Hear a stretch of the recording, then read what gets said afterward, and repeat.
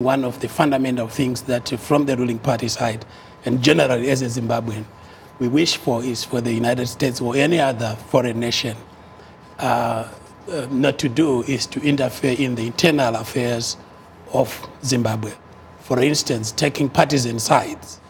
I think that's unhealthy for our democracy. If we have foreign nations taking partisan sides, be it the ruling party or any opposition party, I think Zimbabwean affairs should be addressed by Zimbabweans. But what about the aid, for example, that the U.S. gives in order for the government of Zimbabwe to help, help deal with things to do with service delivery, for example? Wouldn't one call that a sort of interference, but perhaps a positive interference?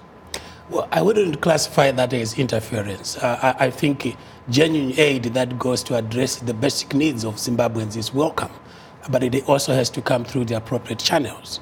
What I mean is, when I say the U.S. or any other foreign nation should not take partisan sides, is when they blatantly take positions that support one political divide, for instance. I think that's unhealthy for our democracy. As Zimbabweans, we are mature enough to look at our democratic dispensation and talk about it as Zimbabweans.